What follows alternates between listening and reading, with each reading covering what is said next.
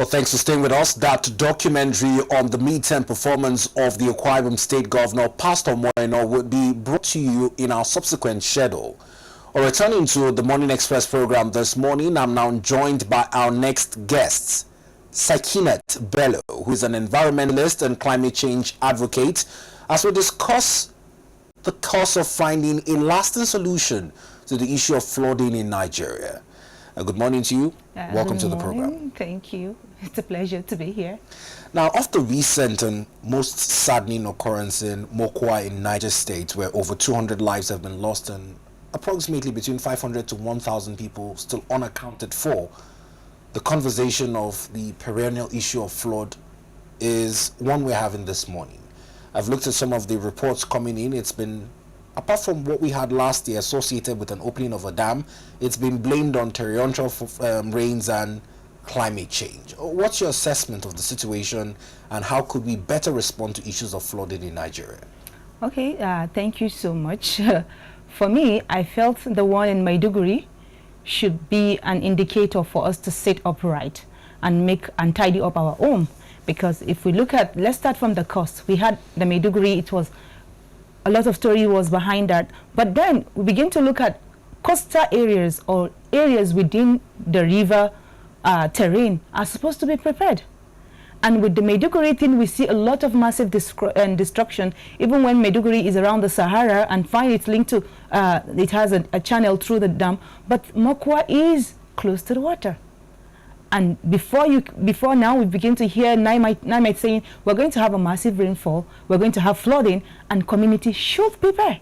So it's not something that came, it's not something that just happened. It took us by surprise. Yeah, it took us by surprise because we're not tidying our home well. And if you begin to look at it as for what are the main causes, we have the environmental part of it, which is the climate change and everything. But the human-induced factor are the major cause of flooding we have in Nigeria. Because for Africa, when you look about our contribution to global warming, it's minimal to some extent. And coming to Nigeria, we know we have water bodies, and this is an indicator for us to always prepare. And for Mokwa, it's a kind of a transit community, and you have a lot of congestion around that place. So for me, I felt like there was no proper planning for this occurrence. And these are things that we should take serious, because for water, it doesn't wait. And when disaster comes, it doesn't care. It hits the place and then it moves on, and then it goes to the next place. And then we've seen Mokwa now. Even what of the next community? Where is those water going? Because those water are going to stay in Mokwa within the short period. They keep rotating, and then once they find a channel, it finds its way out. So for all of these things, we need to prepare as community. And the major part of it is when you begin to look at the Mokwa community, you look at the floodplain of those areas on the map, you begin to see that there is a lot of encroachment. And for now, we begin to see rising population, especially when this location is on the transit place where people, travelers go in and out. So you begin to see a lot of settlements are coming in here. That's where we need the environmental people to begin to put in some measures to begin to say that these are the floodplain. This is the encroachment areas that you cannot. Can town planning also be brought into the conversation? Yes, those are the real work of the town planners, because you are the owner of the custodian of those towns, and then you have commuters and visitors coming in and out. You should be able to put in measures to ensure that they are not encroaching those areas, and they stay within your regional planning or your township planning or your community township planning that you put in place. The second part of it is for the community. We have a lot of indiscriminate disposal of waste. Even as of today, if you go to our cities, you can begin to see people from Kekenape, they throw trashes outside, which is not done. We want to be like the global big guys up there. We want to be like the other countries that are doing well, but we should put in some sort of discipline. You shouldn't expect the government to come and have a lens to look at you. You should begin to put in drastic measures to ensure that when I'm building my area, have I put in the drainage system in place? Have I begin to manage my waste properly? And even for some desilting, you begin to see that some states that they have water bodies in that place, they don't even desilt their river. Their rivers has been there for long. Their stream has been there. Nobody desilts. And when you don't desilt, the waste keep accumulating. When the community keep on disposing their waste on the waterways, it keep accumulating. And when the water comes, it forces in. And because the force at which those water come, when it comes, it pulls out all of the dirt and all of the waste. And that's why when it comes to a building, it hits it. And then the force hits it down. Sometimes it's not just the force of the water, but because of the force of the debris. The debris and the weight of things it carries, it brings a lot of impact on that building. And when you begin to take these measures, even when the waters are coming, you begin to see that the impact is actually minimal to when you have a lot of debris and a lot of waste in the water bodies.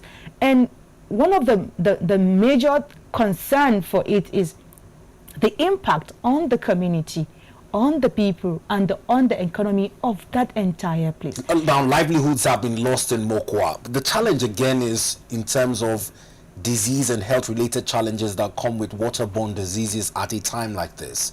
I've seen visits from some eminent Nigerians who have given some sort of cash to the communities. How far does this go? So the thing is, it shouldn't be like a pity thing. It shouldn't be like a pity thing. We should take an holistic approach. When things of such happened, even when you want to make the donations, we've seen a lot of COVID-19 funding when it comes. We've seen the Maiduguri flooding when it happened. We've seen some kind of issues that people are beginning to talk about, the transparency and accountability and some level of assessment to ensure that the right people get this thing. The first thing we should do is let's evacuate those people. Let's take them to a safe place. We're not even supposed to see them on the TV around those places. They have the trauma. The last news I saw, the women were crying. Some was holding their children. It's not done that way. The first thing you should do in an emergency is evacuation. Immediately pack those people, get them a safe place, begin to give them the health, because the health part is the most important part. And at that point, you begin to see how many people have been injured. We've seen people being injured, being discharged, people being treated, but we need them to be in a place whereby we can actually manage them.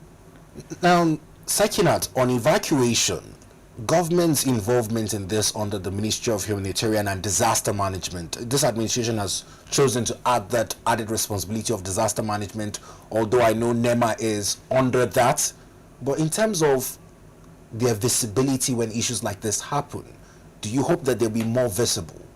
And beyond evacuation via road, can we also deploy area evacuation? So, you know, when I saw the head of the NEMA being there, and we saw a lot of governors and senators at that place, and they're having meeting. For me, I would say I expect to see them where those victims are, not in the office, because that's where you have the forehand information and you see what people really feel. If you've not been out there, you don't know what it takes. These people have lost their livelihood. So we should begin to see where states or local fine. We've now begun to talk about local government autonomy. We want the power to go back to the local government. Local government had their autonomy before now. It's just now that we begin to see that the power, real power, was given to them because of the funding they begin to have directly now. And when we have those funding directly given to the local government, that is the first handshake of government to the people. That is where we're supposed to see proactive measures. That is where we're supposed to see the first response should be from the local government, because they have the autonomy now and they have the finance. Even when we begin to talk about, oh, the money is not, but then those are the first handshake to the people. And they should begin to feel the government from that part. Local government should begin to say, we are now the coordinating part. And then when NEMA is coming from the federal or from the state, then they say, okay, there is an already structure that was there, and how can we now enforce or reinforce or make it or improve what they have on ground? But you begin to see that when things happen now, we keep saying the government, the state, the federals want to come and take charge, the state want to come and take charge. When the local government gets monthly allocations to do all of those things. So it means for us, we need to be deliberate. We need to be deliberate as government, as people. We need to be deliberate. If we're really giving the local government the power, let them have the funding that they're supposed to. And as community, we now begin to ask questions. Those money was given to you monthly. We were supposed to see the primary health care, but being strengthening. The water management those are the basic amenity in the community, should come from those people. And when you begin to see those active measures put in place, then we have more jobs are being created, because more youth will be employed to make sure all of these things are in place. The people that are going to ensure that there is no encroachment. The waste management is practically under the local government jurisdictions. They begin to take charge of it. The regional planning and the urban thing is for the local government. They begin to take all these measures. The water embankment, the water plain areas, the waterways are being cleared. Those are the responsibility of the local government. When they have the fund, they will take it. And when we have an emergency, it means we've done our own part of it. And then we need another support. Then when that support is coming, it makes it easy to fit into that. Talking about another support, a lot of Nigerians have been asking the question of ecological funds. These funds have been provided for. Where are they domiciled? And in issues like this, how are they best deployed? You know, it's so unfortunate that it's when things happen, we begin to ask questions as Nigerians. People need to take their civic responsibility serious. We don't wait until things happen. Before now, nobody talks about election. Nobody talk about the election funding, the campaign funding, how much was gone into that, how much was in and out. Everybody's silent all of a sudden. 2026 is coming. We begin to hear numbers. We begin to hear this is what X, Y, and Z spent because of the propaganda. Even when we shouldn't wait. When those funding come in, have we been able to track those funding? When those money were given to the state government, or maybe the federal government gave in those funding, how many people have begun to say, okay, my community is actually one of the beneficiaries of these things. When are you coming to come and do the dam? When are you coming to come and do the ecological management? When are you because before it happens, there is actually a plan to do this thing. Until when those things happen, that's when we remember that, okay, some money were actually earmarked for us to do this. But as community, we don't sit back and wait for government to try. We are government. We are the government, and if we don't ask the right questions, nobody is going to give it to us. Even when you want to, nobody said it's wrong to criticize government or to say, but it should be constructive. Whenever you want to construct, criticize the government, it should be constructive, and it should be something that will bring a result, not for propaganda or for anything. The thing is, it's so unfortunate that sometimes we keep saying government, government, government, and we say the government of US is doing this, the government of that is. An average American boy that you see is for America, for the love of the country. That's what they always say. And for us as human, we need to make sure it's our community. We need to make sure we're able to put in all of the effort to ensure it works. If we don't ask the right question at the right time, we won't get it. Now, on the subject of a new flood alert as issued by NEMA, 30 states, that is approximately over 1,249 communities, including the FCT, have been put on high-risk alert owing to how much rainfall is expected and the devastating effects of the flood that is anticipated to come. This subject of evacuation, I know right now a lot of people are suffering from the deficit in housing as arranged currently. Is there a bid of evacuation? Is it feasible? How do states that have been placed on this alert prepare for the worst scenario? Okay. So I want to give you a scenario now.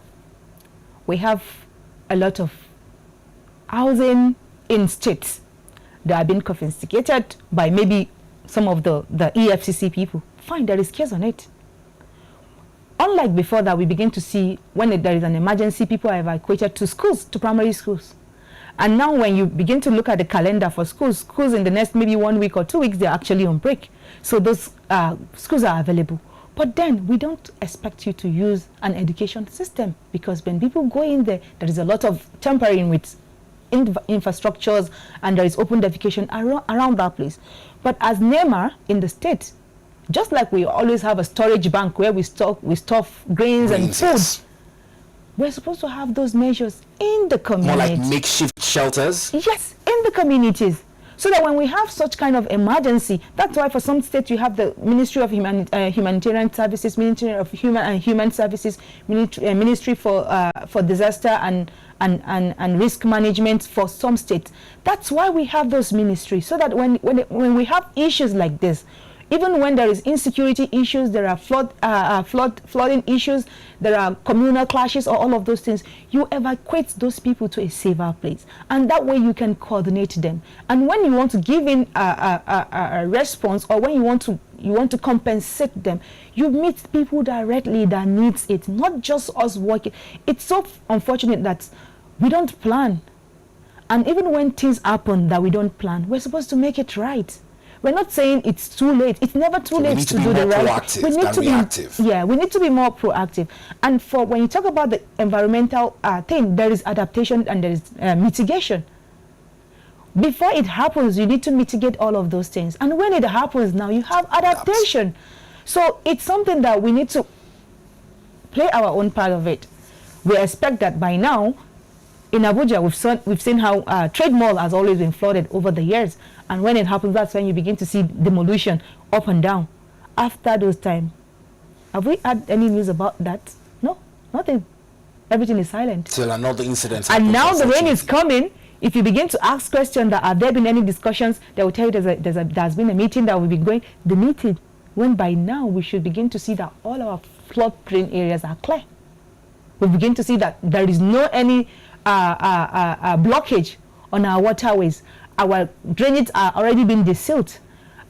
Communities are now beginning to sing song, don't dump your waste in the water.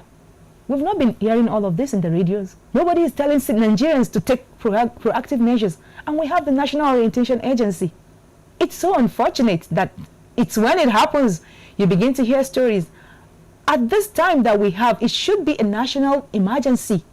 And every state should begin to sing the song that this thing is coming. And you need to take proactive measures. By now, everybody is supposed to roll his sleeve in the state and begin to say, let's have the map of our place. Environmental, come in. How do we do that? The regional planners, how do we do that? The humanitarian service, have we put in the shelters in place? The Ministry of Food Security and the Ministry of Health, have we begun to put X, Y, and Z in place, even when we complain that there are no funding? But these are things that when it happens, the cost is more than what we planned for.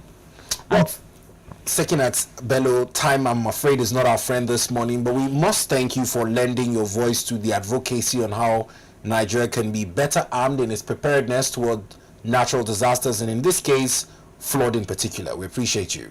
Most welcome.